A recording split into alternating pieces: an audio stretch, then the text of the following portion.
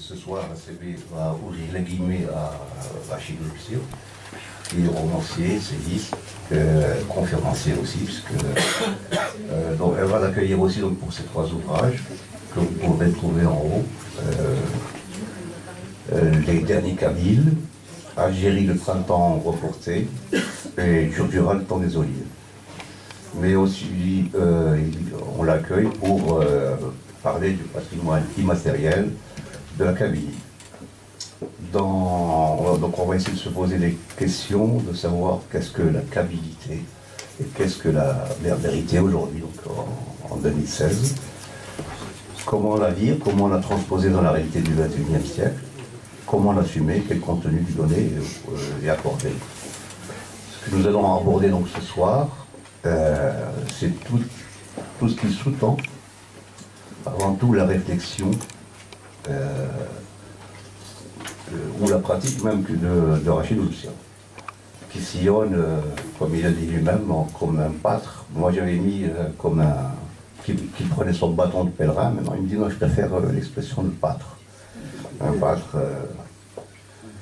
un berger, voilà. Tiens, un micro devant toi si tu veux.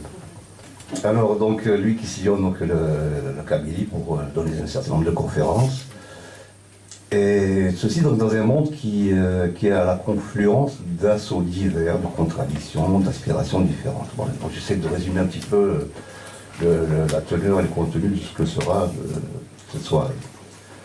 Alors donc vivre cette berbérité et donc toute la problématique qui sera posée.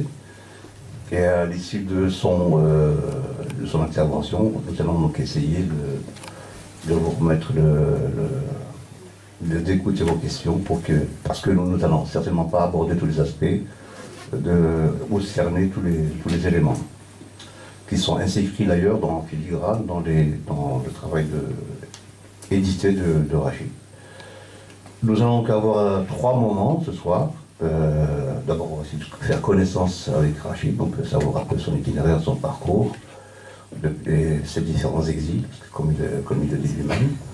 Savoir ensuite son travail de romancier ou d'essayiste. Et enfin, il va nous parler de son expérience en tant que chercheur dans le domaine du patrimoine et de la préservation de ce patrimoine immatériel kabyle.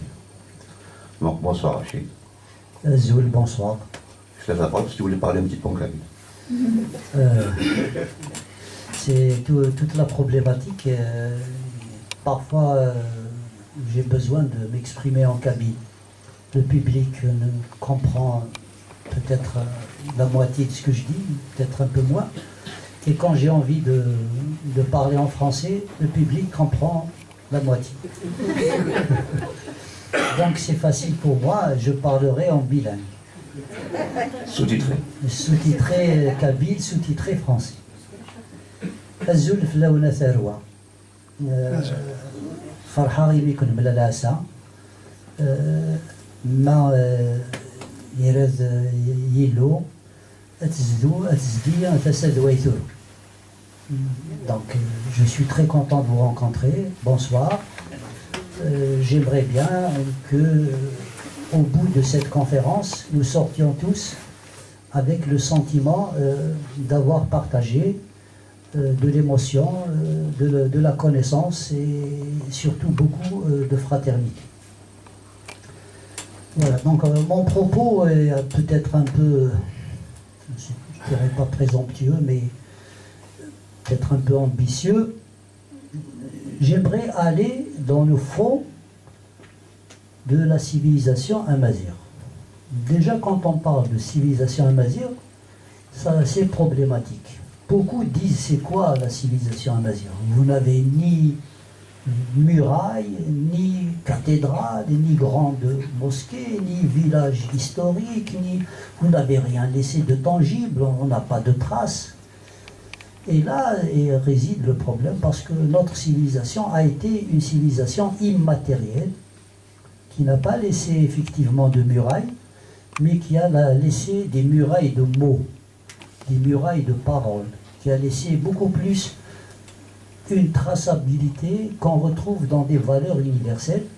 Et nous pouvons nous questionner surtout sur ce que ont donné ce qu'ont donné nos ancêtres à l'universalité, a commencé, je serai peut-être un peu prétentieux, certains vont me dire non, mais c'est pas ça, mais je vais le dire, a commencé par l'invention du feu, la première des énergies, par l'homme primitif de Tiaret, donc 2 millions d'années avant notre ère, l'invention de la hache de silex par l'homme primitif de Felou, du côté de Sokolsni, la Béjaïa, l'invention du roman par Apulé de Mador, Afoullaïn Mdaourouch, qui est d'Aïn Fkaroun, Ishaouye, l'invention du couscous, qui est l'un des premiers plats consommés dans le monde, qui est la main de nos grands-mères, le savoir-faire et le doigté de ces femmes exceptionnelles qui étaient des hommes et des femmes à la fois, parce que les hommes étaient tout le temps en exil.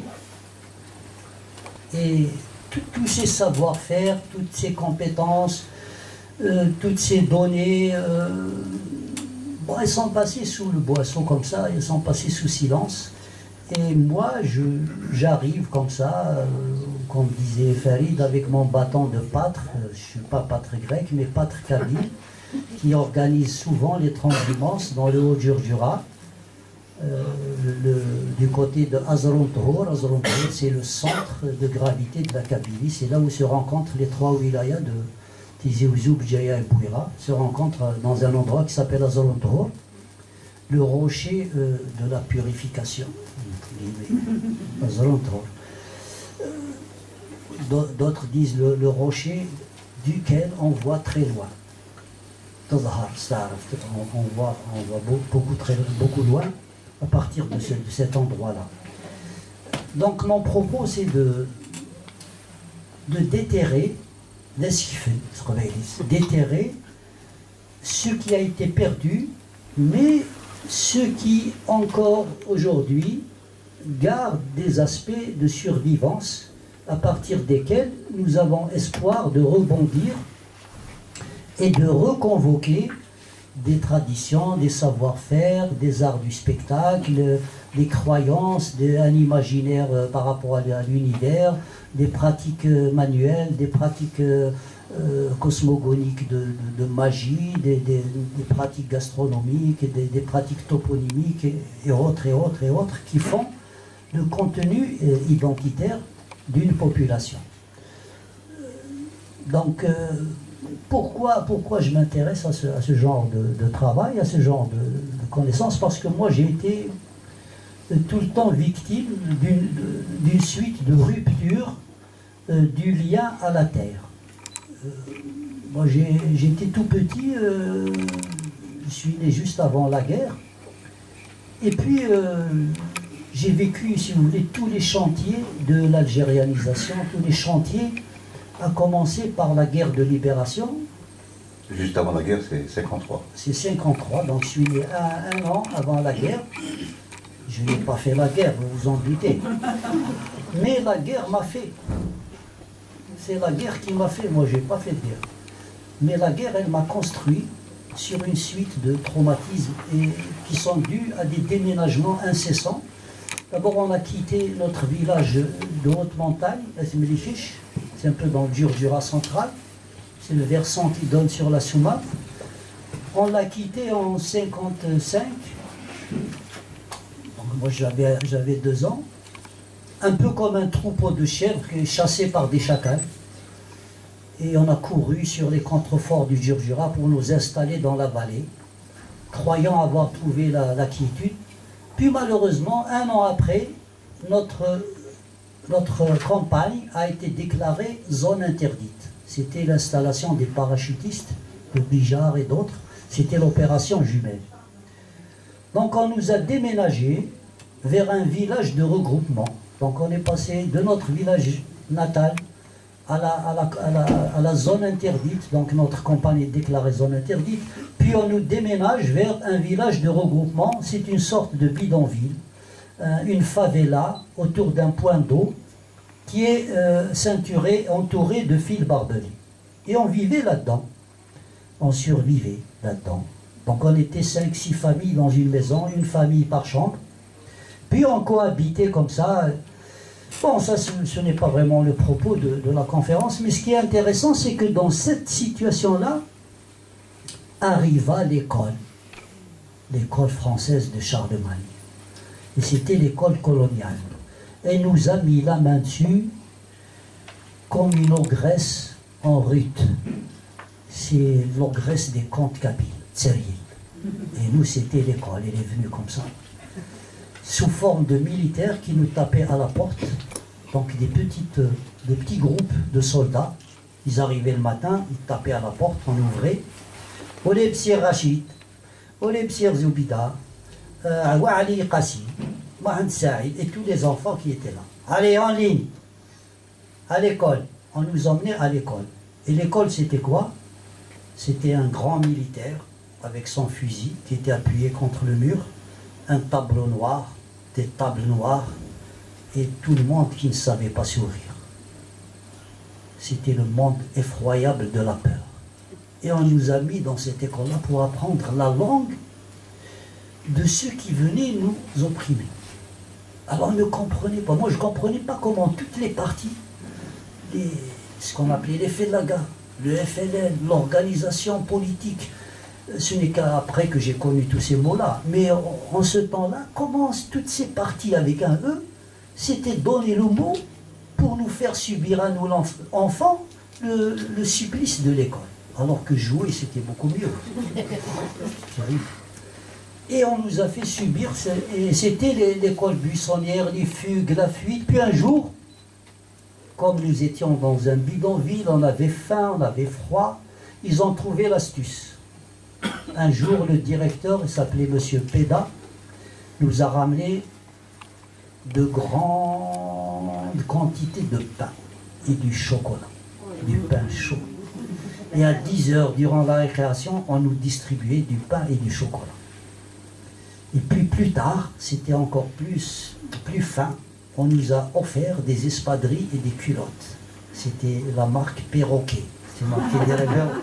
Je n'ai pas fait le lien avec l'école, l'apprentissage, répétition et tout, mais c'était un peu ça. Et on se retrouvait dans cette école-là. Et dans cette école, on apprenait une langue qui n'était pas la nôtre. Et on apprenait surtout, que nous avions des ancêtres qui étaient ailleurs. Et ça ne nous choquait pas, parce que chez nous, les ancêtres, ils partent, mais leurs âmes restaient chez nous. Dans l'imaginaire kabyle, les ancêtres, ils partent nulle part. Ils meurent, mais les âmes sont là. Nous les transformons sous forme de man. C'est des gardiens. Et assassin, ce qu'on dit. Alors on a assassin Tala, assassin Haram, assassin Zbour, assassin Tsbint, assassin Kharouf. Donc, chaque chose qui était précieuse pour nous, comme l'olivier, le caroubier, l'agora, la source, et tout ça, on lui mettait une âme d'un ancêtre qui l'a gardé. Et gare à nous, c'est les saints tutélaires. Et gare à nous, si on touchait, c'était sacrilège. Et il ne fallait surtout pas commettre d'impair. Et nous, enfants, on avait une éducation qui était regroupée dans un monde comme ça d'interdits. En kabyle, ça se disait Ourilak. Les femmes disent Ourilak. C'est-à-dire ce qui est interdit, ce qu'il ne faut pas faire. Surtout pas faire. Sinon, l'ancêtre qui te regarde, d'un monde invisible que tu ne connais pas, va laisser tomber sur ta tête la malédiction. Qu'on était guetté par la malédiction. Si on sortait, exemple, les villages kabyles étaient les champions de la propreté. Et on nous disait, nos mamans nous disaient, de la porte vers l'intérieur. C'est à nous, on peut peut-être salir un petit peu. Mais de la porte vers l'extérieur, surtout l'agora, la rue, attention, si vous trouvez une crotte d'âne, vous la ramassez, vous la mettez sous un arbre, ça va servir. Actuellement, je ne vous dis rien, c'est l'inverse. Hein, de la porte vers l'intérieur, c'est l'Amérique avec les grands écrans, les aquariums et tout, mais de la porte à l'extérieur, c'est le zbel, comme on dit en arabe. Donc, ceci pour une petite introduction.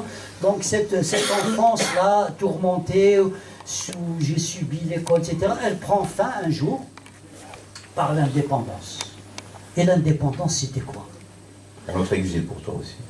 Avant qu'il y ait l'exil, il y avait la fête de l'indépendance. Ça m'a marqué, moi je rêve d'écrire des romans et des romans et des romans sur cette fête-là d'indépendance. Je vais vous en dire un mot. Alors nous étions des gosses, donc dans une sorte de favela comme ça, qui s'ouvre. Le jour de l'indépendance, on a enlevé les barbelés. Déjà ça. Et puis nous sommes partis vers la gare. Nous étions un groupe d'enfants, il y avait un enfant qui était un peu plus âgé que nous, 13 ans comme ça, nous on avait 10, 11 ans, 12 ans.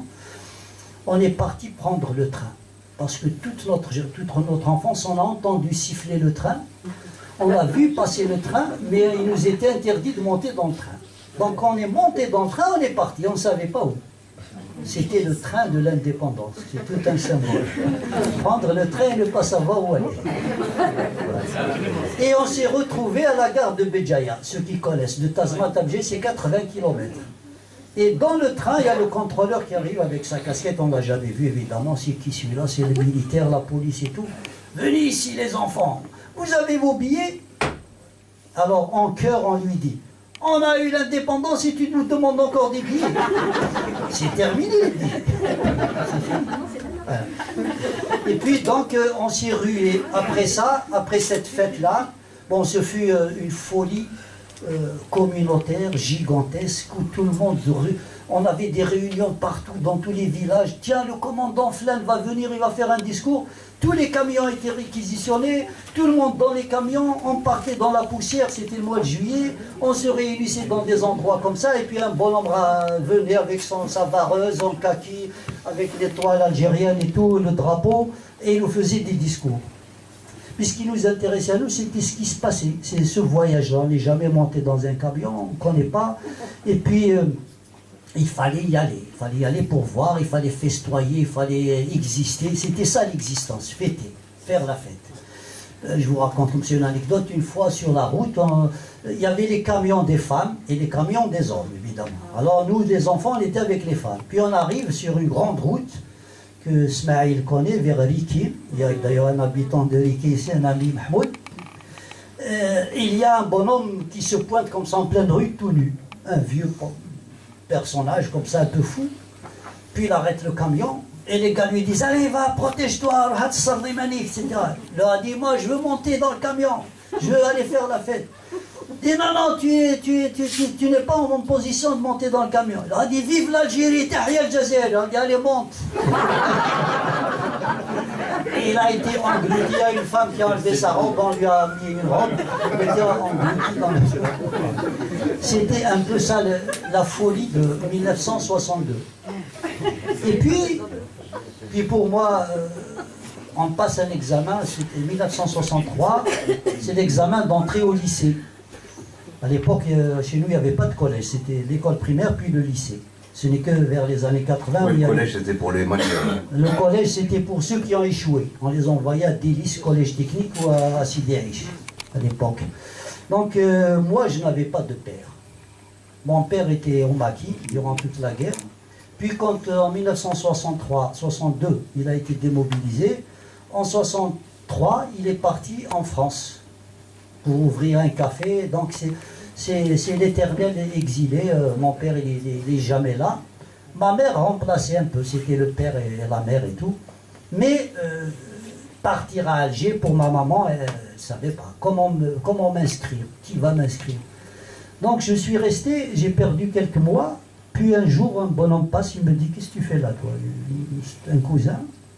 Je dis « Voilà, j'ai été reçu en 6e et je ne sais pas quoi faire. » Il m'a dit « Tu viens avec moi à Alger. » Et là, j'ai découvert les solidarités encore vivaces pour lesquelles je travaille actuellement, pour les remettre sur rail.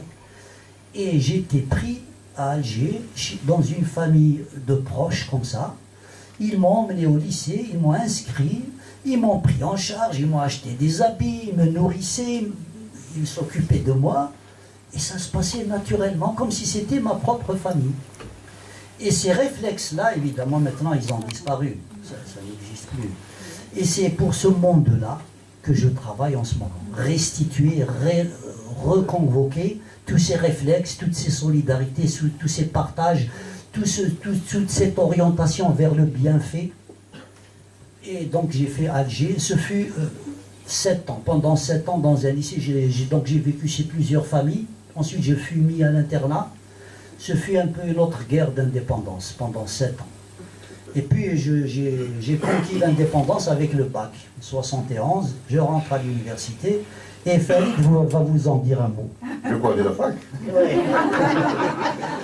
Alors, oui, c'est vrai que c'est à ce moment-là que je connais Rachid. On avait commencé à faire de la poésie illustrée, à faire donc, des manifestations culturelles. Et Rachid faisait partie donc, du groupe. Et je me souviens que ces textes, ces poèmes, étaient parmi les plus, comment dire, virulents en fait, et qui suscitaient des débats. Parce qu'ils posaient des problématiques qui nous concernaient en tant que jeunes.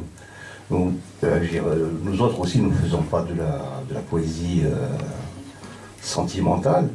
Nous parlions de nos vécus, nous parlions de notre jeunesse, mais avec Rachid, c'était d'une façon assez crue que les problématiques étaient posées. Donc au départ, les gens étaient un peu choqués, mais ils finissaient très vite, pendant la discussion, à se rendre compte que ce qu'ils racontaient sur lui, c'était aussi leur histoire à eux, et qu'ils mettaient le doigt sur quelque chose qui était important. Et donc les débats avec Rachid, c'était passionnant. C'est ça, non? Je t'ai jeté la balle pour respirer un petit peu. Voilà. Donc alors, puisque tu as fait le lycée, c'est aussi donc à ce moment-là que naît ta vocation, oui, puisque tu fais le journal du lycée. Voilà. Donc en 1964, j'étais au lycée et j'avais un prof de français qui était très sévère et qui découvrait comme ça les enfants qui étaient doués pour les langues. Alors un jour, il me dit, tiens, viens, tiens ce livre. Je te donne une semaine, tu m'en fais un résumé. C'était Le Fils du pauvre de Ferrand. En 1964, donc j'ai résumé ce bouquin, je l'ai lu et pour le résumer, qu'est-ce que j'ai fait? C'était tout simple, je l'ai appris par cœur. C'était la méthode la plus facile. Je l'ai appris par cœur à l'envers, en commençant de la moitié en revenant. Voilà, c'était le Fouroulou et je m'identifiais à ce Fouroulou-là. Avec quelques formes différentes, mais j'étais le Fouroulou du bouquin. Et un jour, j'entends, au lycée, il y avait des jeunes, des lycéens de terminale. Moi, j'étais en 6e, j'étais au premier niveau. Eux, ils étaient au dernier niveau. Ils allaient sortir, ils ont créé une revue qui s'appelait La Voix de l'émir. Le lycée, c'était Émir Abdelkader, ex-Bijou. Donc, un jour, ils sont passés dans les classes à la recherche de petites vocations comme ça, d'écrivains en herbe. Et le prof de français m'a désigné avec 2 autres camarades. Il leur a dit, ces 3-là, ils pourront vous servir. Donc ils nous ont invités, plus ou moins convoqués, et ils nous ont collé des rubriques. Il m'a dit, qu'est-ce que tu choisis, toi? Je dis, moi, je sais raconter, je sais compter les légendes de ma grand-mère. Il m'a dit, est-ce que tu peux les mettre en français? J'ai dit, bien sûr. Et j'ai commencé, là qu'est née ma vocation d'écriture. J'ai commencé donc à l'âge de 11 ans à écrire des contes, à traduire les contes de Kabylie en français. Et j'en ai écrit une dizaine, une vingtaine, une centaine par là, je ne sais plus, j'ai des vieux cahiers comme ça chez moi. Et ça paraissait dans la revue mensuelle du lycée. Hades. Hein? Hades, oui. Attends, mais non, les Hades, parce que c'est un de ces contes. Non, ce qui est intéressant, c'est parce qu'il y a un mot kabyle dans un conte qui renvoie à une mythologie grecque. Hadès, voilà, c'est Hadès en grec. Alors Hadès, bon, j'ouvre une parenthèse puisqu'il alors durant la guerre, on entendait de drôles de bruits. Nous étions dans une maison où il y avait une vingtaine de familles, c'était une maison refuge avant que ce soit une zone interdite. Donc la nuit, il y avait des djoulouds, des fellagas, des mousselines qui passaient derrière chez nous. Ma grand-mère et d'autres femmes leur cachaient des calebasses de lait dans les cactus, donc ils venaient prendre de la nourriture et tout. Donc on entendait plein de bruit. Et ma grand-mère qui était géniale, taisez-vous. N'ayez pas peur, c'est Haddaz. C'est quoi Haddaz, grand-mère? C'est le Dieu qui garde le feu de l'enfer pour l'empêcher de remonter chez nous, pour nous brûler. C'est un Dieu extraordinaire, il est très bon. Quand vous entendez des bruits, c'est lui qui replace les pierres sur les cheminées de l'enfer. Donc Haddaz, on l'a connu comme... et Hadès, dans la mythologie grecque, c'est ça. C'est le dieu de l'enfer. Donc il a persisté dans la mythologie kabyle, Haddaz, et puis dans la journée, c'était mieux. Dans la journée, on entendait des bruits dans les rangs d'oignons, parce que nous, on avait une organisation de la maison kabyle, l'oignon était accroché comme ça à des fils, on avait des rangs d'oignons pleins comme ça, on entendait des bruits. Et c'est la fée des logis, Tsarou Hanith, qui s'appelle Kishkish le Bsol. Alors, Kishkish le Bsol, il faisait des bruits dans les oignons. En réalité, c'était des gens qui passaient, qui jetaient des pierres sur la toiture, c'était des mots de passe, et les femmes sortaient, elles ramenaient, elles échangeaient des choses, elles lavaient des tenues, elles roulaient du couscous et tout. Et nous, pour les enfants, c'était Kishkish le Bsol, qui faisait des bruits dans le plafond. Voilà. Donc cette formation à la façon de raconter, de conter, évidemment le conte c'était notre nourriture. On n'avait pas beaucoup de pain, on avait beaucoup de peur, donc on avait le conte comme exutoire. Le soir, on nous réunissait autour du feu, donc pour sortir de la peur et de la faim, on nous racontait des contes interminables jusqu'à nous endormir. Et ça marchait bien, parce qu'on s'imaginait des princes avec des chevaux ailés qui parcourent la Kabylie, les hautes montagnes, la montagne noire, la montagne bleue, les saints, les méchants, les pauvres, les malheureux, les grands, les forts, etc. Zaglid aussi. Zaglid, Sultan, c'est sa fille qui est toujours belle, la princesse, Lunja, et puis il y a le prince qui vient chercher Ilyas Tout qui s'interpose pour nuire à tout ce beau monde-là. Donc j'ai grandi dans ce contexte.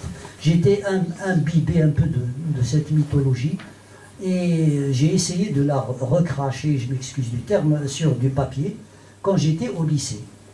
Et plus tard, arrivé à l'université, j'ai continué le même élan et j'ai rencontré Farid. Donc nous avions initié dans un groupe comme ça la méthode des poètes anté-islamiques, la Jahiliya, on appelle ça le Mu'allaqat. Donc c'est des poèmes, sauf que nous, au-dessus, à côté du poème, Farid mettait ses caricatures. Il y avait d'autres copains qui mettaient des peintures, des calligraphies, des caricatures comme ça significatives qui portaient sur le mouvement de, si vous voulez, de l'histoire de l'époque. C'est un peu l'esprit de Dazibao en Chine. Voilà, c'est le Dazibao, c'est un peu le Smaïl au Bao. Ismaïl, là, il reprend très à son avantage la calligraphie berbère.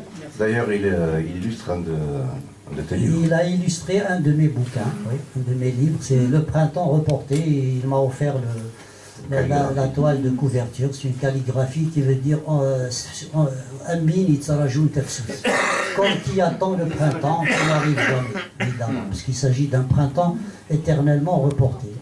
Ah, donc je crois que je ne vais pas trop encore parler de moi.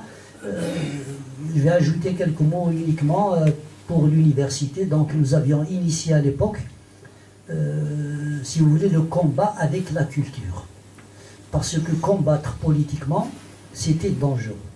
Créer des partis de l'époque, moi j'ai fait partie d'un parti qui s'appelait le PRS, le Parti de la Révolution Socialiste, dirigé par Boudiaf. Donc on était un petit peu tout le temps dans l'inquiétude. On distribuait un journal, on ne faisait pas grand-chose, on distribuait un journal, des tracts comme ça sous le manteau. Mais à l'époque, c'était suffisant pour aller en prison et peut-être disparaître complètement. C'était le règne de la police politique, de ce qu'on appelait la ASM, la fameuse sécurité militaire. Et bon, dans ce contexte-là, j'ai terminé l'université, je suis venu en France, j'ai préparé un doctorat. J'ai fait de l'économie politique à Paris 1, Panthéon-Sorbonne, et j'ai fait de l'économie des ressources humaines à Paris 13. Donc je suis retourné en Algérie vers 83, début 84, avec ma toute fière valise chargée de diplômes. Là, j'allais faire la révolution intellectuelle. Puis j'arrive, l'université est devenue le terreau de l'arabisation, de la pensée unique, de l'idéologie unique, du parti unique. Et les profs, les grands professeurs étaient partis, les intellectuels, les créateurs étaient chassés de l'université, la culture était interdite, le théâtre était interdit, notre ami Ben Mohamed peut témoigner. Et dans ce contexte-là, qu'est-ce que j'ai fait? Je me suis dit, c'est le moment ou jamais de retisser le lien à la terre. Donc j'ai plié mes cahiers, mes bouquins, j'ai mis un petit colis, je l'ai adressé au Père Noël. Je lui ai demandé de le mettre et de l'envoyer à Charlemagne, qui a créé l'école française. Et j'ai repris le travail de la terre en 1985. Donc, voilà, j'ai mis un pied dans l'agriculture. Un peu plus tard, 90, il y a eu la création de la presse indépendante, entre guillemets indépendante. Je ne sais pas trop de qui elle est indépendante, mais bon, pour l'époque c'était bien, puisque j'ai remis un autre pied dans la culture. Un pied dans la culture, un autre dans l'agriculture. Et j'ai fait du journalisme et du reportage pour le journal Le Matin, jusqu'à sa fermeture en 2003, 2002.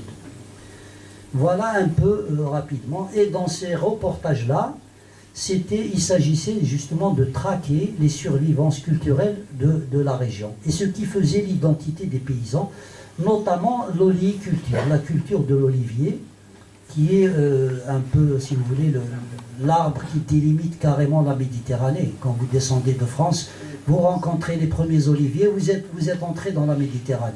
Vous remontez du désert, vous rencontrez les premiers oliviers, vous êtes en Méditerranée. Donc l'olivier, c'est la Méditerranée. Et tous les mythes, tous les rites, toutes les pratiques cultuelles et culturelles qui tournent autour de l'olivier, la gastronomie, les soins du corps et tout ça, je les ai résumés dans un bouquin que vous trouverez là, qui s'appelle Djurdjura, le temps des olives, qui a été publié déjà ici en 2008 par l'Harmattan, sous le titre L'olivier en Kabylie, entre mythe et réalité. Voilà. Et puis, ce qui est symbolique aussi, c'est que Athéna, la déesse qui va donner donc son nom à la ville d'Athènes, voilà, va apporter l'olivier. Donc elle était en conflit entre Poséidon. On va la choisir elle parce qu'elle ramène l'olivier. Et Poséidon avait créé le cheval. Oui, mais Athéna, elle, c'est une déesse berbère aussi. Voilà, c'est une danse. C'est Athéna. Donc, j'aimerais donc, après cette parenthèse biographique, bon, les bouquins, j'en ai écrit une dizaine. Ils sont là en vente. Là, j'ai écrit un recueil de contes. C'est un peu un procès de l'intégrisme islamique, qui est intitulé le pèlerinage du chacal. C'est l'histoire d'un chacal qui s'empare du Coran et qui va tromper les humains. Il sort du monde de la forêt. Il va faire des pérégrinations parmi les humains. Il va leur raconter qu'il se dirige vers la Mecque. Donc il va abuser tous ces gens-là en utilisant la religion. C'est un peu une image de ce qui se passe actuellement. J'ai aussi écrit des romans comme Le rêve des momies, Le printemps reporté, Le chant de pain et de sel, L'automne kabyle, enfin plein de... Mais ça tourne en filigrane, vous trouverez toujours dans mes romans, dans mes essais, dans mes recueils, vous trouverez ce lien à la terre, ou bien cette recherche du lien à la terre, ou bien cette valorisation d'un monde en déshérence un peu, qui est ballotté entre l'Orient et l'Occident, qui ne sait plus se retrouver soi-même. Et c'est là le sujet de notre conférence, parce que la conférence n'a pas encore commencé. Oui, mais alors, attends, il y a aussi l'aspect éditorial, qui est aussi éditeur, et donc ça faisait partie de son travail. Ah oui, ça c'est au niveau de la sauvegarde. C'est-à-dire, quand j'ai publié des romans, j'ai essayé de les placer, de les vendre, de parler un peu de mes inquiétudes, de ce monde kabyle qui se meurt, de ce monde berbère de façon générale. Quand je parle des Kabyles, parce que ce sont les Kabyles que je connais le mieux. Je ne connais pas beaucoup les Chaouis, je ne connais pas les Zinati, les Chinois, les Mzabi, les Turquis, mais je leur témoigne un très grand respect. Et je sais qu'ils subissent le même phénomène que nous, les Kabyles. Mais comme m'a appris ma grand-mère, il faut balayer devant notre porte d'abord, avant d'aller balayer chez les autres et de faire la leçon aux autres.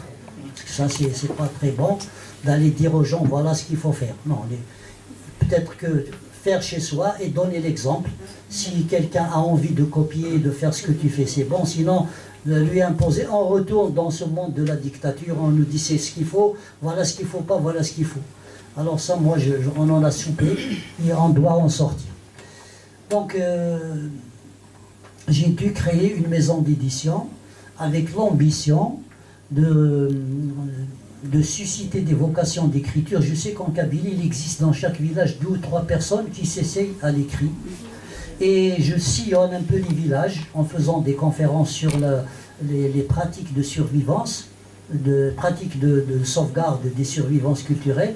Je demande aux gens de s'investir dans l'écrit des monographies villageoises. Je suis persuadé qu'avec les 4000 villages en Kabylie, si chaque village a une personne, une femme ou un homme qui écrit ou bien qui récolte les données du village, les premières habitations, la première fontaine, les immigrés, les gens qui ont participé à la guerre mondiale, ceux qui ont fait la guerre de Madagascar, la guerre de Prusse, et les Kabyles ont connu des guerres, hein, ils ont toujours été de la chair à canon, et récupérer toute cette mémoire-là et la remettre par écrit, la restituer aux enfants, me semble, c'est le travail d'aujourd'hui, c'est ce que nous devons faire en priorité, parce que depuis 1980, disons à partir de 90, après les succès du printemps berbère de 80, puis la révolte de 88, il y a eu une petite ouverture, on s'est rué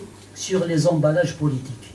Toute l'élite algérienne a créé des partis, des associations, des clubs, des cercles, des emballages, des cartons, mais on ne s'est pas soucié beaucoup de ce qu'il faut mettre dedans. Quel est le projet de société véhiculé par les partis politiques? Quelle est la position vis-à-vis de l'intégrisme? Que faire pratiquement tous les jours pour lutter contre la pensée unique? Pour lutter contre la radicalisation de gens qui se muent en criminels? Il faut trouver des ressorts sur lesquels appuyer pour que la société se prenne en charge, se remobilise et distingue au moins le noir du blanc et le bien du mal, au moins. Ben moi je travaille là-dessus. Je ne suis pas seul heureusement, il y a beaucoup de gens qui suivent un petit peu ce sillon et nous travaillons à redonner dans un premier temps de la fierté d'appartenir à la mazirité, d'appartenir à la berbérité, d'appartenir à une civilisation qui a été engloutie et qui a été tout le temps combattue, en avançant à la jeunesse ce que nos ancêtres et nos parents ont fait de positif, tout en ne niant pas ce qui a été négatif. Mais travaillant sur les ressorts de cette nature-là pour redonner de la conviction à une jeunesse qui est facilement mobilisable, vu la détresse économique et sociale et culturelle, mobilisable par l'intégrisme islamiste. Donc pour lutter contre ça, il faut trouver quelque chose qui donne de la fierté, qui donne de l'essence à l'existence de tous les jours, qui donne, si vous voulez, un sens quotidien à la vie des gens, et pour qu'ils ne basculent pas dans l'intégrisme, dans le mal, si vous voulez, la destruction de soi-même. Parce que l'intégrisme, ce n'est que ça, c'est se détruire à l'extrémité, se faire exploser, comme on a des jeunes. Donc, je travaille et je leur propose... Sur les contenus, en fait. Voilà, je propose des contenus. Parce qu'en fait, il faut s'éloigner de l'image du folkloriste et du ghetto. Ah, oui. Parce que souvent, quand on parle de câbilité, bon, on essaie de renvoyer donc, à l'image de la femme qui est en train de mourir. Ah oui, quand on met sur Facebook une femme qui croule sous un fagot de bois et on te dit la belle époque. Alors, la belle époque pour celui qui se réchauffe les mains. Mais pour la pauvre femme, c'est pas du tout la belle époque. C'est plutôt l'époque de misère qui a été bien rapportée par Camus. Donc, des reportages des années 30 que Camus avait fait, Misère de Kabylie. Quand on les lit, on sent les poux nous pousser dans les cheveux. Il parle de poux, de misère, de racines qu'on déterre pour manger, de typhus, des gens qui subissent la gangrène et qui partent en boule de viande comme ça. Et on comptait les maladies que ramenaient les émigrés, donc la tuberculose entre autres. Absolument, surtout les militaires qui revenaient. Il ne faut pas oublier que 1897, les Kabyles avaient fait la guerre de Madagascar. Et ils ont fait en 70 la guerre de plus. Et ils ont été des Zouaves, ils ont été des Spahis, ils ont été de toutes les guerres. Et quand ils revenaient, c'était un peu la syphilis, c'était les maladies de l'armée qui ramenaient et qui diffusaient dans les villages kabyles et qui décimaient complètement la gente féminine surtout. Donc j'ai opté pour une feuille de route en me basant sur les travaux de l'UNESCO pour parler du patrimoine immatériel. Donc après cet intermède-là sur la biographie, la bibliographie, là je vais vous parler un peu de ce que je propose. Et en disant en kabyle, que reste-t-il des contenus de la kabilité? Et être kabyle aujourd'hui, c'est quoi? Je voyage, moi, je vais au Portugal, en Espagne. On me dit, tu es qui? Je dis, je suis algérien, mais je suis kabyle, je suis de Kabylie. Ethniquement et culturellement, je suis kabyle. On me dit, mais c'est quoi? C'est quoi être kabyle? Imaginons que c'est une bouteille. Qu'est-ce que tu as dans ta bouteille? C'est du lait, de l'huile, du miel, c'est quoi? De l'eau. Donc, il faut absolument qu'on mette du contenu dans cette identité kabyle que nous sommes fiers d'affirmer à Uadia. Et nous sommes des Kabyles, etc., courageux, fiers, etc. Bon. On fait un peu les coqs à tous les tournants du village. Mais se définir, quelle dose avons-nous d'universalité? Quelle dose avons-nous d'authenticité? Et comment détecter ces dosages-là? Parce nous sommes en fait actuellement un cocktail. Nous avons subi 8 ou 7 ou 8 colonisations et chacune d'elles a laissé des vestiges, des traces, des habitudes, des comportements que nous avons adoptés et à notre tour nous avons influé sur ces colonisateurs en les obligeant à adopter nos contenus culturels, nos habitudes, notre gastronomie, c'est-à-dire du moins dans ses côtés positifs. Et le succès du couscous est là, parce qu'il est sorti de chez nous, il n'a pas été altéré, il s'est imposé au niveau universel. Donc cette situation-là, comment faire? Quelle est la méthode? Donc il faut convoquer certaines sciences. Commençons par l'archéologie préhistorique, pour situer un petit peu nos origines, de façon datée, de façon sérieuse, scientifique. Comment dire que nous sommes le fruit des premiers hommes primitifs?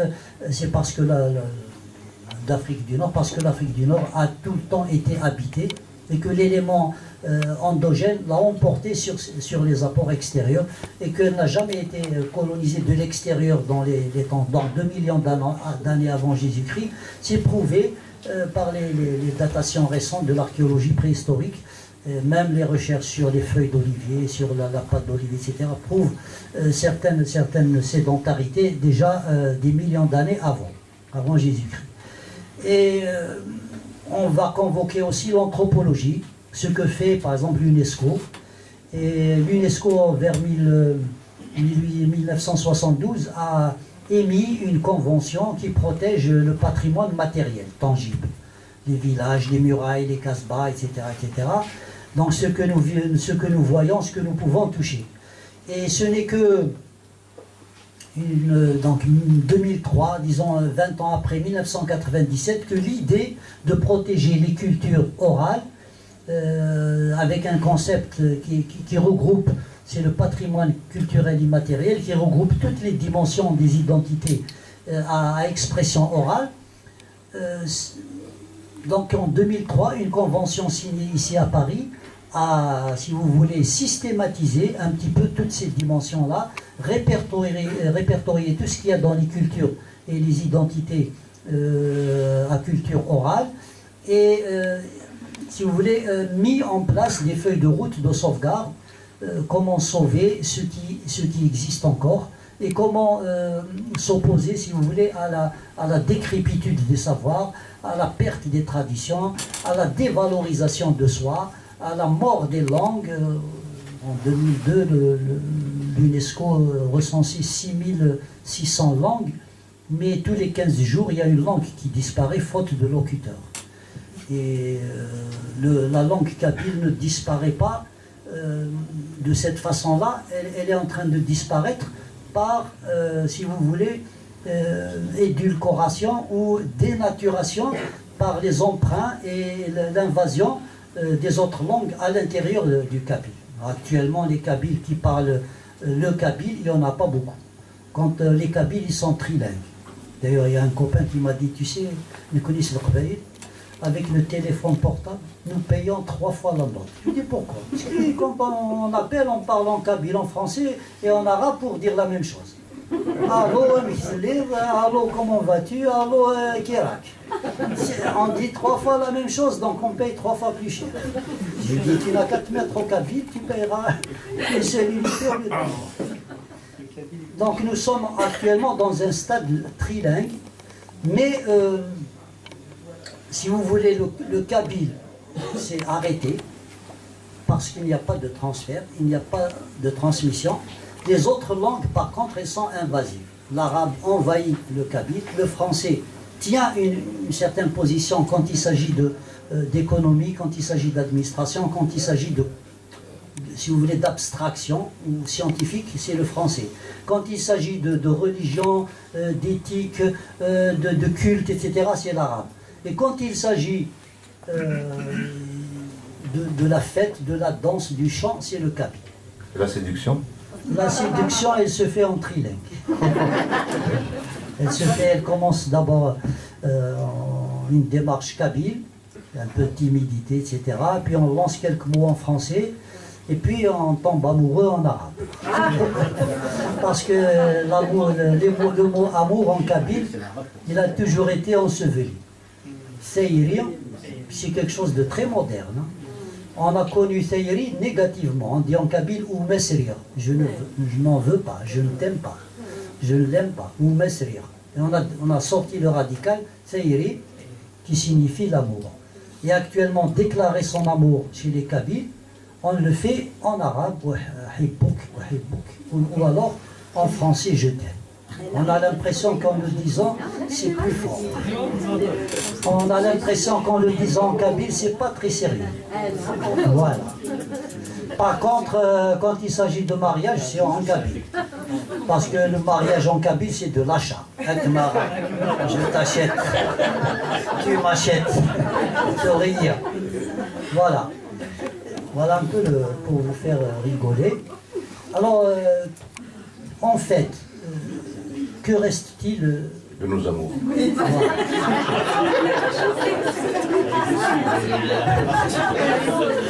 Donc, que reste-t-il de la kabylité? سقبايليت باش يدير تقريبا ديك السقبايليت الساتوري ميدو سيرور امرو فيغ الفغيو هذا المسلايا تقبايليت اي تقبايليت السقبايليت. J'aurais aimé parler kabyle à propos de la kabylété et des kabyles en général. Bon, je suis obligé de m'appuyer sur la langue française, mais je vais utiliser quand même un peu de kabyle pour réimplanter ne serait-ce que quelques mots comme Arom, et vous savez que tous les chemins mènent à Rome. Arom, c'est le pain, et le pain chez les Kabyles, c'est quelque chose de sacré, et le mot pain, Arom, il signifie la vie, il signifie la façon de gagner sa vie, il signifie, si vous voulez, la durée de la vie de quelqu'un. Et voilà, il faut qu'on remise, ça veut dire qu'il est décédé. Donc, voilà. Et alors l'UNESCO a défini le patrimoine culturel immatériel j'ouvre une parenthèse, sous le contrôle de notre ami, 1897, donc un siècle avant l'UNESCO, 1997, un de nos ancêtres, Boulifa, avait, à la suite de Ben Sdira, écrit une première grammaire de langue kabyle et recensé un petit dictionnaire, un Mawel, un Travailis. Donc un siècle avant l'UNESCO, il avait initié des pratiques de sauvegarde par l'écriture dans un monde d'oralité totale. Bon, c'est passé inaperçu. Quelques années plus tard, ou bien une décennie plus tard, 2 décennies plus tard, il y a eu il y a eu tout un courant comme ça. Rahmani Slimane, on en a fait un petit portrait. Rahmani Slimane, c'est du côté de l'est de Béjaïa.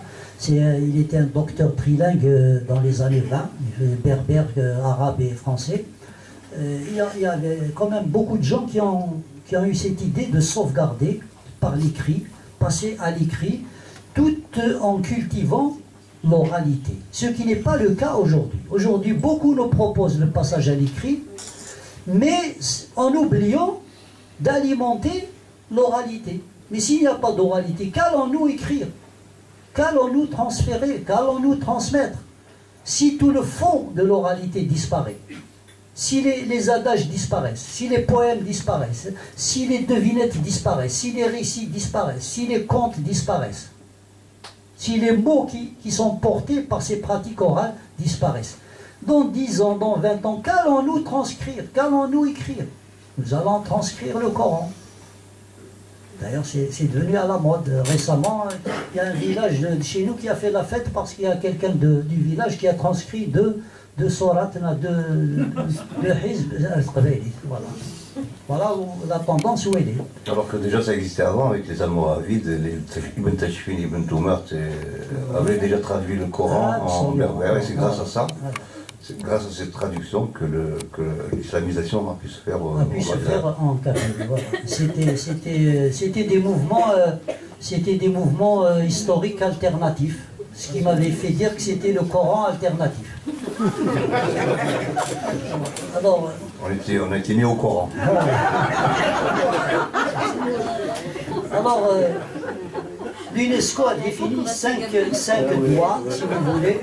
Le patrimoine immatériel, c'est comme une main avec laquelle on prend ce qui est bon. Donc nous avons 5 dimensions. La première, c'est la langue maternelle comme vecteur principal de transmission de toute la littérature orale que je viens de citer. Les poèmes, les récits, les contes, les légendes, les dictons, les proverbes, les devinettes, etc. Tous les jeux verbaux que nous faisons sur l'espace public. Les mots liés aussi au métier. On arrivera à la 5e dimension. Donc ça, c'est la première dimension. Et la langue, c'est le vecteur privilégié de transmission.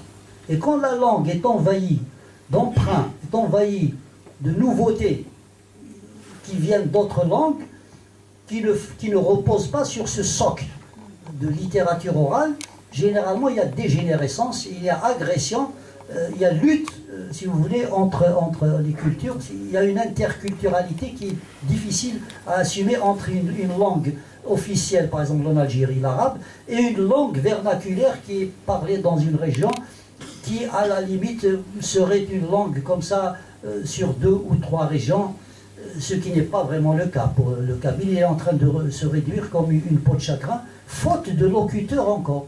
Et puis le phénomène de l'urbanisation, je ne vous apprends rien du tout, qui va en ville, ça c'est vieux, qui va en ville est un être civilisé. Qui va en ville doit parler la langue de la ville. Et quand il revient, il revient avec la langue qu'il a empruntée. Et pour se distinguer dans le village, il doit parler arabe ou bien parler français. Et généralement, c'est pourquoi ça?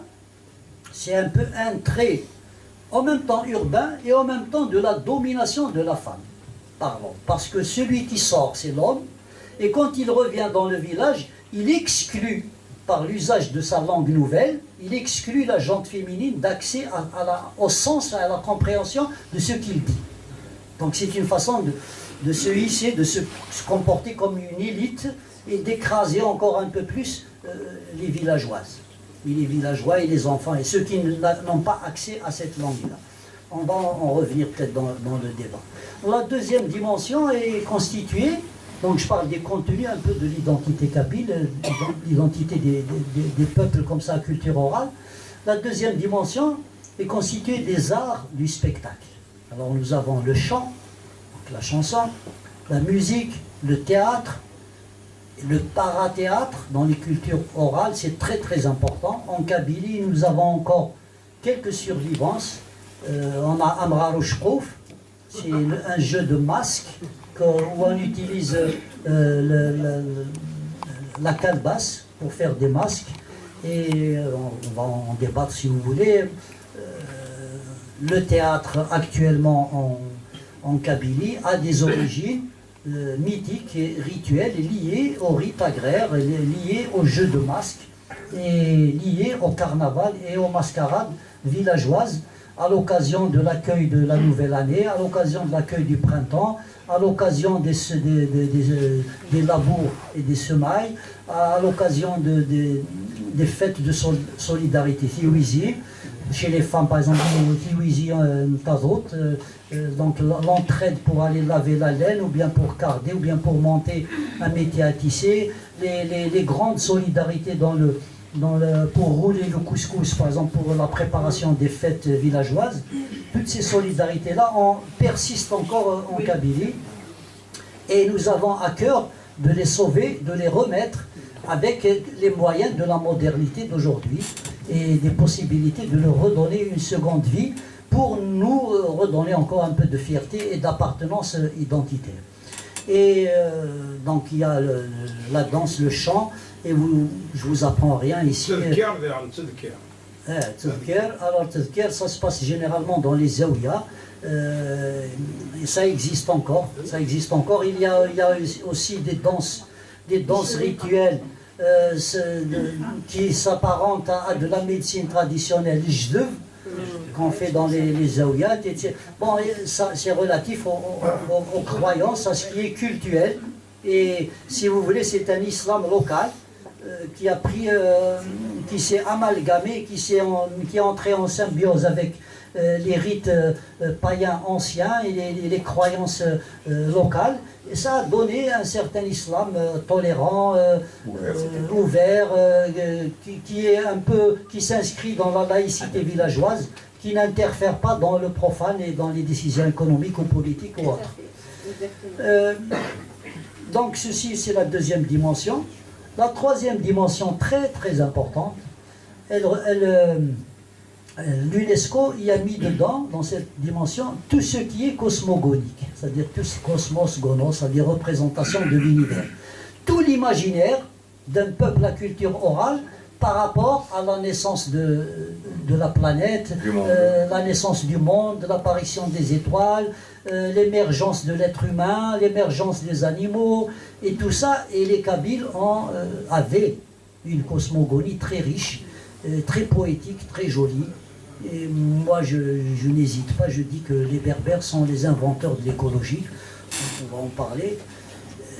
Si de la protection, arriver à mettre un esprit qui garde un arbre, arriver à mettre un esprit qui garde un oiseau, arriver à coller un esprit gardien à la fontaine, moi je pense que c'est d'une beauté et d'une efficacité incroyable. Et je ne vous apprends rien, s'il y a des universitaires, du côté de l'Italie, je crois à Turin, il y a deux ou trois universitaires qui s'intéressent à l'éducation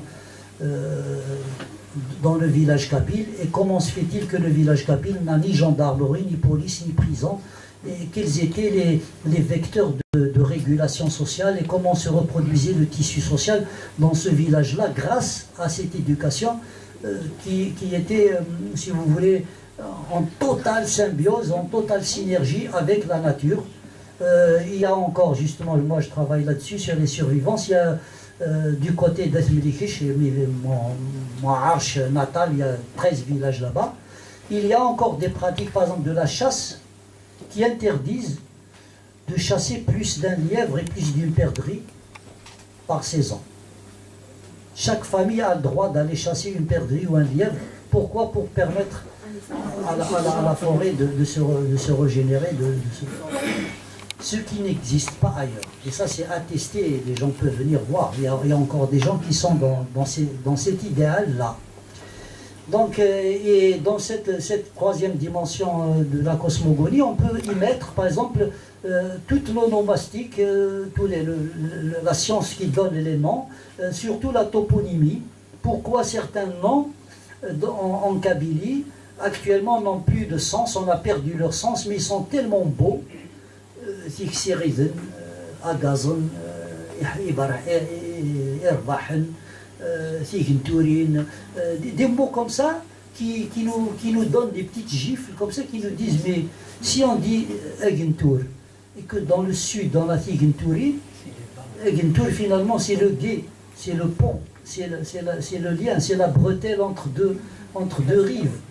Et Tiginturin dans le sud, c'est ça, c'est des passerelles entre plusieurs. Dans le Djurdjura aussi d'ailleurs. Dans le Djurdjura, il y a Agintur, il y a pas. Dans le Djurdjura qui veut dire alpage tout simplement. Voilà. C'est Azran ou Djurdjura. On va débattre. Lors du débat, on va poser. Je m'excuse. Hein. Je vais finir ma. Donc ça, c'est la troisième dimension. On peut y inclure dans cette troisième dimension, donc même la phytothérapie, l'utilisation des plantes pour les soins. Et les Kabyles, ils sont champions là-dessus. Ils ont des recettes, des remèdes, des baumes, et qui sont vraiment excellents, basés surtout sur l'huile d'olive, sur l'usage de l'huile d'olive. On retrouve encore une fois cette fameuse huile qui est un peu la panacée à tous les maux. Et la quatrième dimension, donc dans cette troisième dimension, je peux vous évoquer, si vous voulez, à titre d'information, que la cosmogonie kabyle, c'est-à-dire la représentation de l'univers, nous situe comme une société matriarcale et matrilinéaire, c'est-à-dire que nous descendons d'une femme qui est dénommée Mesndonith, la première mère du monde, et c'est notre génitrice, Mesndonith, le premier couple originel. L'homme et la femme est sorti de l'eau, contrairement à ce que disent les religions monothéistes, que Ève est sortie de la côte droite d'Adam. Nous, le couple est sorti de l'eau. Et le couple, oui, les gens s'en sortent. Et le couple de bovinés, donc la vache et le taureau originel, sont sortis aussi de l'eau. Et l'apparition des animaux sauvages serait un non-respect par un couple d'êtres humains de rentrer dans le groupe. Ils ont été chassés, ils sont restés dans la forêt, ils sont devenus l'ogre et l'ogresse. Donc ceux qui habitent les contes kabyles de façon pérenne. Donc ça, c'est juste une petite parenthèse. Et il y a des expressions que nous gardons jusqu'à aujourd'hui. On questionne un vieux du village, on lui dit depuis quand nous avons cet alpage, cette terre nous appartient? Il y a des guillemets Ndonith, depuis la première mère du monde, c'est-à-dire ils s'en souviennent, depuis la nuit des temps, ce que ça veut dire. Et que chez les Berbères, la planète est née du chaos originel, c'est-à-dire du monde de l'obscurité, disons du trou noir, pour utiliser un langage plus récent. Voilà, ceci pour la cosmogonie, c'est un petit résumé de rien du tout. Juste pour dire que nous avons aussi notre vision par rapport aux divinités, par rapport à la religion. Et la quatrième dimension est très importante, c'est la dimension qui met en exergue toute notre fragilité et toute notre perte d'identité. Ce sont les fêtes rituelles du calendrier agraire. Alors, le calendrier agraire du Djurdjura, je ne dis pas le calendrier agraire à Mazir, ça n'existe pas un calendrier, c'est régionalisé. On ne peut pas avoir le même calendrier au Djurdjura qu'à Taman Rassin. C'est clair.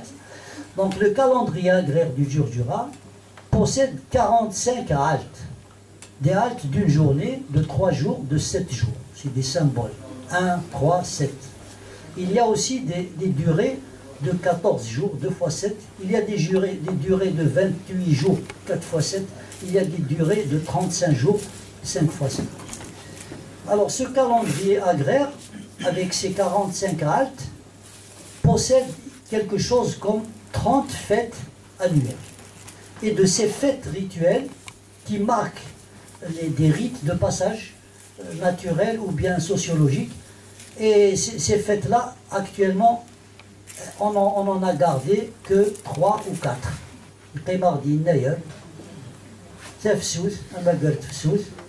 On a un peu, si vous voulez, dans certaines régions, la fête des labours, on appelle ça Oudjev, c'est le 12 octobre. Et Pâques. On n'a pas Pâques, et nous avons quelques fêtes de solidarité, qui se produisaient autrefois au rythme de l'agriculture. Donc c'était la Tiwizi-Ounuzmoul, donc c'était l'élan de solidarité pour aider ceux qui n'ont pas terminé la cueillette des olives. Et puis nous avons en ce moment, le mouvement associatif en Kabylie essaye de réinventer, de s'accrocher au dernier rudiment, ne serait-ce que théorique, et de reconstituer. Récemment, dans un village Abbas, du côté d'Iril Ali, le village de Taous Amrouch et de Jean Amrouch, Falmat Mansour, près de ce village, il y a un village qui s'appelle Ouizren, qui ont reconstitué la fête d'ouverture des moulins d'olive. En Kabyle, on appelle ça Azonzo. Azonzo, c'est mettre en marche le moulin du village. Et s'il y a 4 ou 5 moulins, on tire au sort et puis on fait un tour de rôle. Cette année, c'est le moulin X, l'année prochaine, c'est le moulin Y, etc. Donc j'ai été participer à cette fête où j'ai appris énormément puisque tout le village s'était déplacé. Donc on avait ramené les premières olives cueillies dans le village. Elles ont été triturées. On a sorti l'huile nouvelle. Et on a goûté l'huile nouvelle, comme en France, ils goûtent le vin, le Beaujolais nouveau. Nous avons Zitouzmour Ejdid. Et on le goûte comment? On le goûte avec de la poudre de caroube, ou bien de la poudre d'orge. On mélange avec de l'huile d'olive. Et je vous assure, c'est succulent. Et pour mettre une touche d'exotisme, certains le servent sur des raquettes de figuier de Barbarie. Il y a un figuier de Barbarie qui n'a pas d'épines. Et on va très loin, on ramène ces raquettes-là, et chaque famille, on lui envoie une petite part de cette recette, si vous voulez, de ce petit plat très exotique, fait de poudre de caroube et d'huile d'olive nouvelle. Et tout le monde fait la fête au bout de la sortie de la première fournée, donc des premiers litres d'huile. On ramène les tambourinaires et le baden, et c'est la danse dans la journée et dans la nuit. Voilà, et j'ai vécu ça tout récemment. Le village s'appelle Ouizren, l'association s'appelle Tefet, la lumière.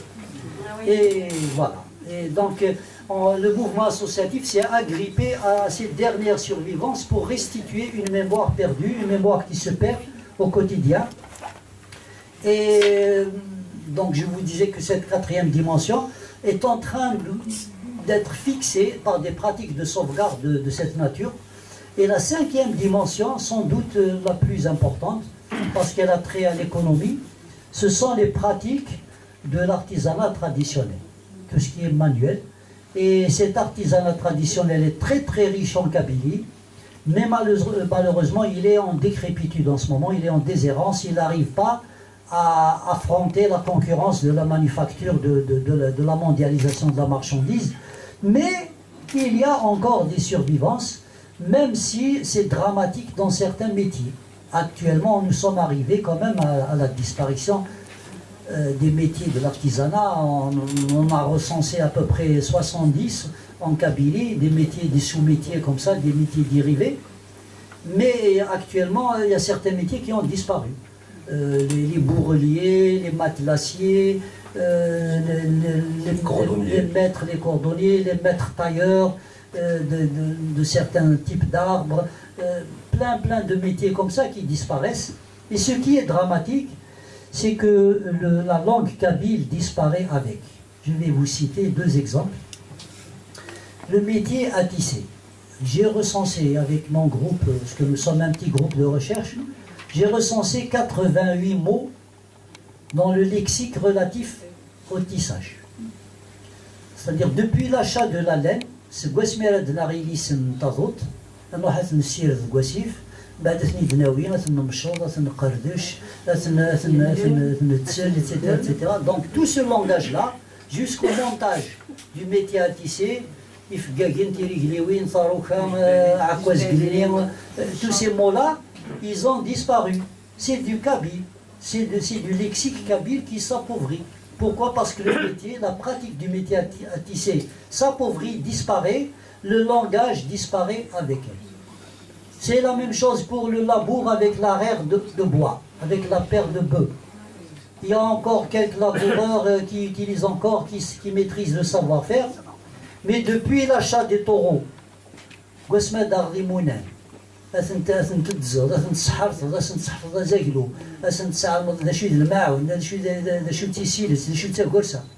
donc tous ces mots-là ont disparu.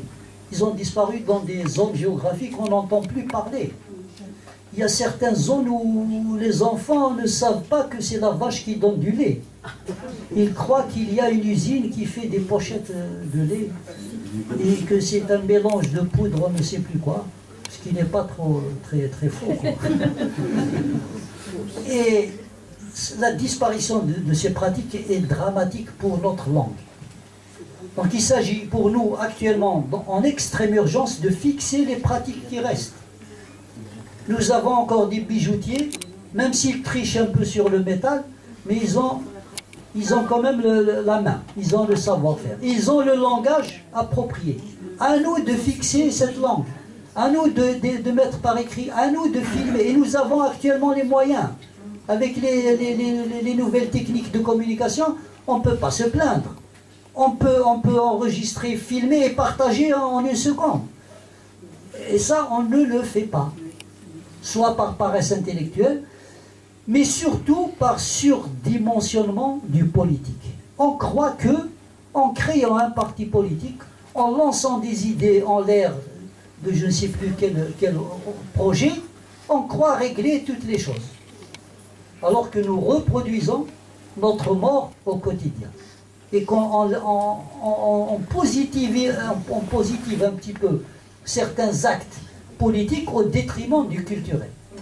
Et nous savons que les peuples qui sont sortis de l'indépendance en Afrique, ou qui sont sortis de la colonisation, qui ont pris leurs indépendances, les peuples qui ont compté sur leur tradition, sur leur agriculture, notamment le Maroc par exemple, a sauvegardé énormément de choses, énormément de pratiques, énormément de rituels, de croyances, de langage. Contrairement à nous, par exemple en Algérie, nous sommes sortis de la colonisation et nous avons dit en 1980 nous allons rattraper l'Espagne. Haro sur la modernité, les industries industrialisantes, la ville qui convoque tous les paysans, allez venez ici, il y a du pain, il y a du pétrole, il y a tout, il y a de l'électricité, l'hôpital, venez, venez. Et dans l'un de mes bouquins, justement, il s'appelle Algérie, le printemps reporté. C'est pas tout à fait une fiction, mais ça y ressemble, mais il y a une grosse dose de réalité. C'est qu'en 1962-63, quand les nouveaux chefs du pays ont retenu le printemps à Alger, ils ont interdit aux parfums et aux saveurs du printemps d'aller vers la campagne et la montagne. Qu'est-ce qu'ils ont fait les paysans? Ils sont venus en ville prendre leur part du printemps. Et ils ont perdu leur âme en cours de route. Et ils ne sont plus repartis chez eux, parce que chez eux, c'est un autre monde qu'ils ont perdu. Et entre tous ces exils, moi j'ai navigué, j'ai connu mon parcours, mon enfance et mon adolescence, et jusqu'à maintenant je suis en retraite, j'étais enseignant, je suis en retraite, et je travaille toujours sur ce monde-là. J'essaie de retisser, de recoudre les blessures béantes, de retisser les liens perdus, de raccorder les filins cassés, et j'espère contribuer un petit peu et mettre le pied à l'étrier à de nombreux jeunes qui pourront suivre cet exemple. Je vous remercie.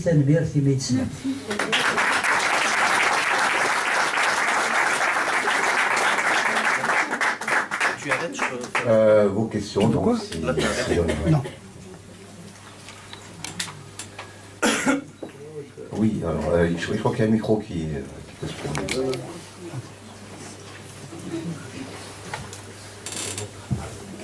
Au frère,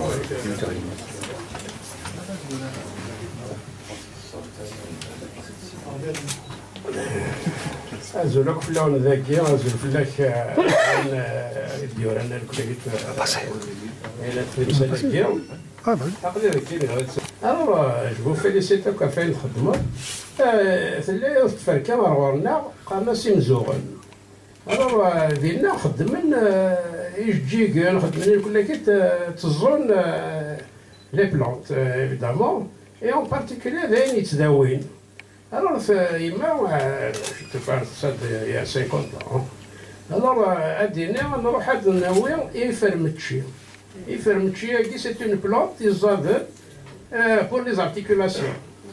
Alors évidemment, attention et ce qui est étonnant, et que j'ai un peu fait des recherches là-dessus, au faire le mot pharmacie vient du mot ifermetchir. Et ça m'a vraiment étonné. Voilà, évidemment,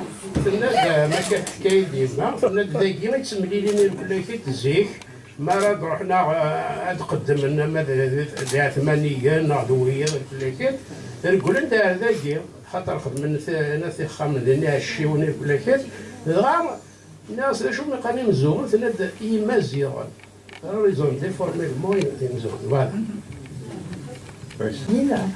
Et vous disiez que l'apport de la langue citadine, notamment par les hommes, vers les villages, c'était aussi un des traits de la domination masculine sur les hommes.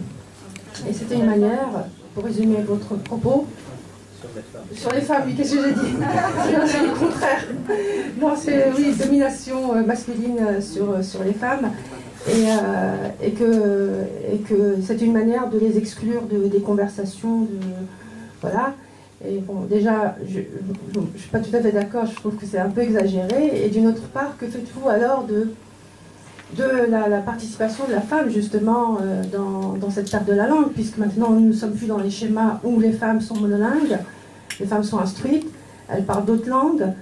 Et il n'est pas rare quand, dans les villages kabyles, il y ait des femmes qui parlent en français à leurs enfants. On rencontre plein de cas comme ça. Et du coup, pour moi, c'est plus un bilinguisme qu'autre chose, quoi. Voilà, merci. Tu as regroupé les questions. Oui, encore une troisième.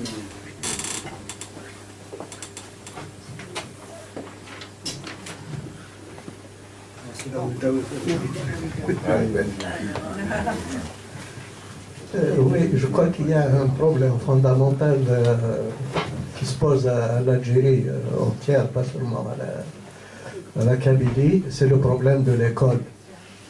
Il se trouve que depuis l'indépendance, les deux premiers secteurs qui ont été envahis par le courant islamo-baptiste, ça a été l'école et les médias lourds. Et l'influence de ce courant-là n'a cessé de se développer. Et évidemment, les premières années de l'indépendance, on ne se rendait pas compte parce que ils n'étaient pas nombreux. Mais ces gens-là, on les accusait de toutes les bêtises, sauf du manque de stratégie. Parce que maintenant, on a le résultat de leur travail. L'école algérienne, c'est peut-être la seule au monde où on envoie un enfant à l'école, on l'envoie intelligent, ils le sortent idiot. Parce qu'on a calqué l'école coranique, l'école publique sur l'école coranique. Elle consiste à apprendre et à répéter. Et si un élève ose poser une question au maître, eh bien le maître le sanctionne, parce qu'il n'a pas le droit de remettre en cause la parole du maître. Donc, comme si c'était la parole coranique. Ça, c'est le grand problème. Et là, la nouvelle ministre vient de mettre un programme de révision de l'enseignement chez nous, et vous voyez la réaction de tout ce milieu-là, intégriste, qui se dresse contre elle. Parce qu'elle a enfin vu le vrai problème.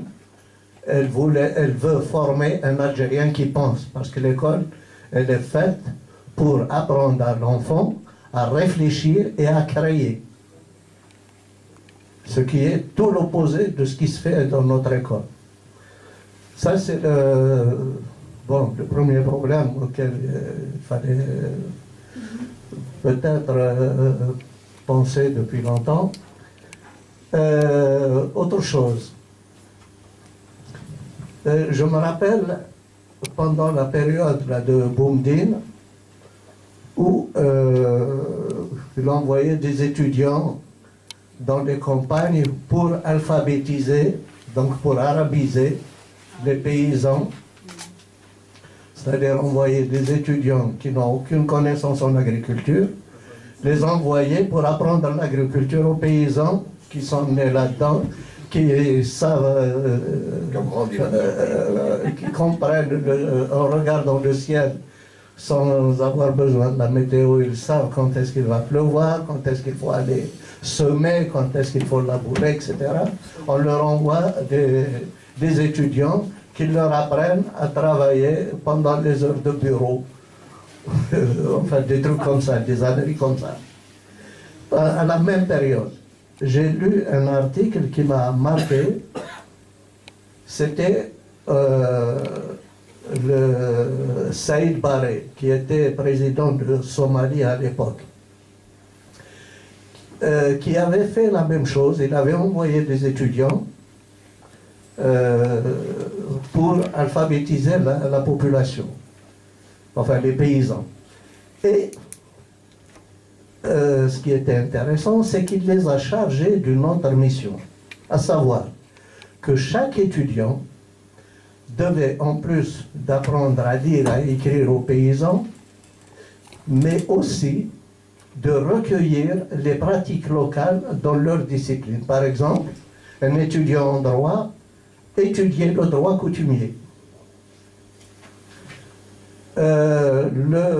L'étudiant en médecine étudiait la médecine traditionnelle, etc., l'architecture et tout ça. Et le but de l'opération, c'était de ramener ces connaissances à l'université et d'étudier, par exemple, pour la médecine, de ramener les plantes qui étaient utilisées par les paysans pour telle ou telle maladie, les ramener en laboratoire, les étudier, et avec l'idée de faire démarrer une industrie pharmaceutique, fabriquer eux-mêmes leurs médicaments, et ainsi se libérer d'abord de l'importation de l'étranger. Et notre avantage, c'est que quand on donne aux paysans un médicament fait à partir d'une plante qu'il a déjà l'habitude d'utiliser, il y a l'effet placebo. Le médicament agit rapidement sur le malade. Donc, j'ai trouvé ça très intéressant. Et c'est à partir de cette idée que dans les années 80, on avait créé l'association Tala, que Farid connaît très bien. Et on avait commencé une série de conférences, justement, sur ça. C'est-à-dire, on a ramené un avocat pour nous parler du droit coutumier, parce que il se trouve que maintenant, on prend beaucoup de raccourcis. Moi, je me rappelle à plusieurs reprises, quand je parle de droit coutumier, non, droit coutumier kabyle, par exemple, il a privé la femme de ses droits d'héritage, etc. Sauf que, quand on dit ça, on oublie un élément important. Parce que d'abord, on n'a pas eu le texte, donc on a pris le raccourci, une phrase, mais on n'a pas eu le texte pour savoir que ces sages qui avaient pris cette décision d'exhérédation l'ont prise pour protéger d'abord la communauté et même protéger la femme. Parce qu'il se trouve qu'à l'époque, la vie de la tribu dépendait de cette terre. Et par ailleurs, il y a des familles où il y a beaucoup de garçons et il y a des familles où il y a beaucoup de filles. Si les filles héritaient, une fois qu'elles se marient et qu'elles prennent toute leur part, eh bien, la famille où il y a beaucoup de filles, eh bien, elle est foutue. Elle perd tout le bien. Et inversement, la famille qui a beaucoup de garçons va s'enrichir de façon immodérée. Et ça crée un déséquilibre social. Donc, ils ont pris cette décision. Mais, ils ont pris une autre décision avec, c'est que la femme a le droit à l'usufruit des biens de son mari jusqu'à sa mort. Même si son mari meurt alors qu'elle est jeune, si elle ne veut pas retourner chez ses parents, elle a le droit de rester et jouir des biens de son mari jusqu'à sa mort. Donc économiquement, elle était protégée. Et si elle veut se remarier, là, elle repart chez ses parents, c'est ses parents qui la prennent en charge comme ils l'ont pris en charge auparavant, jusqu'à ce qu'elle se marie. Donc, quand on ne connaît pas les raisons d'une telle décision, évidemment, ça dévalorise à nos yeux nos ancêtres, carrément. Mais quand on connaît, on resitue les choses dans leur époque et qu'on connaît les raisons, au contraire, on a de la considération pour ces anciens. Voilà, c'est donc tout ce travail de regard introspectif sur ce que nous avions, d'abord connaître notre langue, ne pas s'empresser. Hier, quelqu'un m'a raconté, il m'a dit qu'il avait ramené du matériel, et il a appelé deux jeunes du village, il leur a dit Yawadit Zmagdaya. Et bon, ils sont venus, parce qu'ils le respectent, ils leur donnent le matériel, et puis ils sont restés là avec leurs pioches, de trucs debout. Il leur dit, alors vous ne travaillez pas? Il dit, mais les autres ils disent, mais on va faire quoi? Mais déchet d'agoué. Mais laisse-vous creuser un trou. Pourquoi tu ne dis pas en cabinet? Voilà. Donc c'est tout notre problème.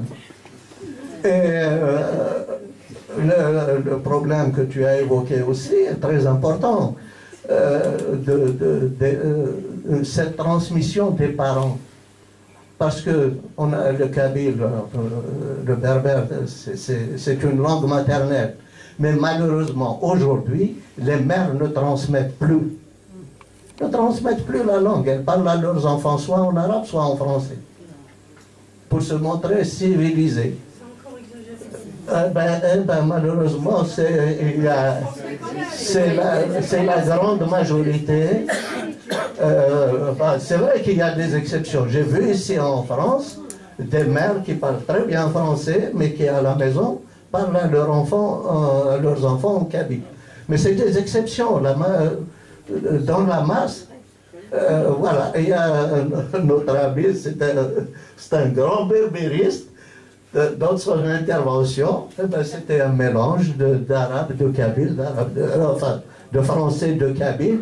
C'est comme ça qu'on parle. Tout le monde parle comme ça. Il faut qu'on apprenne à maîtriser les langues. Quand on parle, soit on parle en français directement, soit on parle en arabe, soit on parle en kabyle.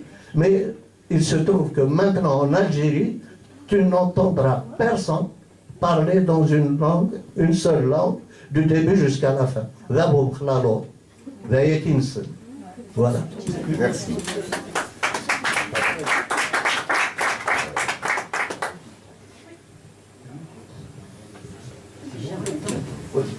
Il y a une dernière question.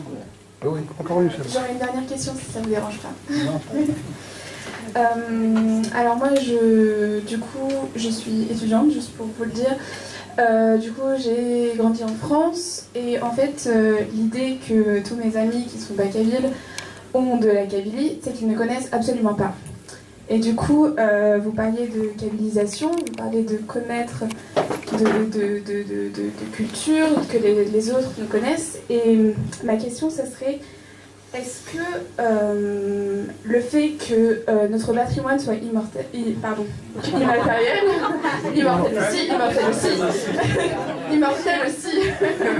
qu'il soit immatériel, pardon, est-ce que le fait qu'il soit immatériel cause cette non-connaissance, le fait que les gens dans la rue, quand je leur dis « Ah oui, je suis kabyle », qui disent « Ça vient d'où ? D'où est-ce que vous venez ? Je suis algérienne, donc je suis kabyle », et que je commence à leur raconter pendant 3 heures ce que c'est. Vous pensez que c'est à cause de ça ? C'est à cause du patrimoine qui, du coup, est immatériel, ou non ? Est-ce qu'il va y avoir une autre série de questions ou c'est... donc je poserai une dernière question.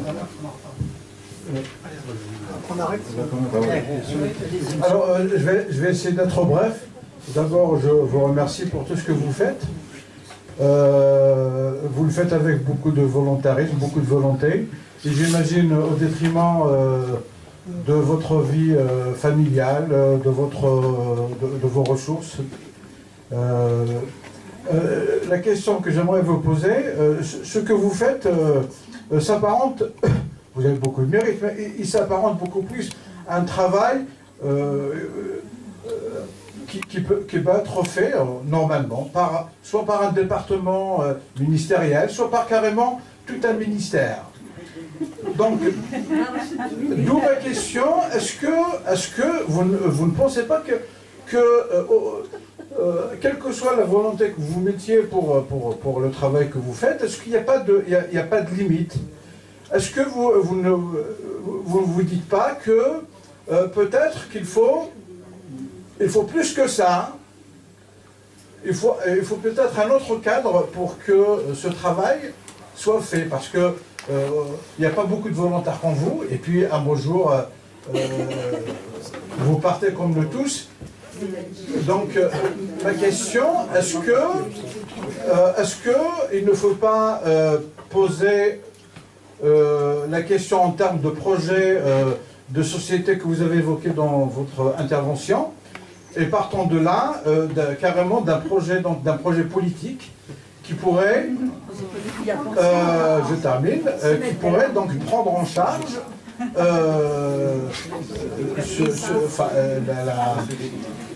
la portée de vos travaux.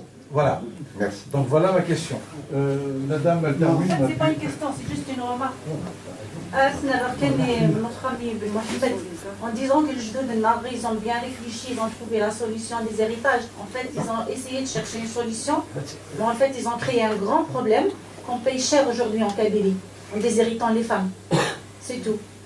Si on veut avancer en tant que société, ils ont cru trouver une solution. En fait, ils ont créé un problème qu'on va payer encore des générations. C'est tout. En fait, ils n'ont rien réglé. C'est tout. Ils n'ont rien réglé. Le problème, c'est que ça n'a pas évolué.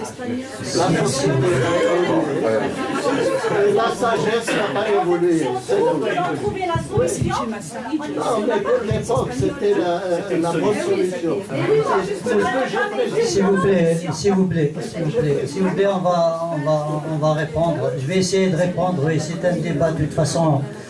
On ne peut ni rectifier les soi-disant erreurs des ancêtres, ni reproduire le contexte de 1750, ni se battre actuellement contre les effets de l'exhérédation dont furent victimes les femmes de l'époque.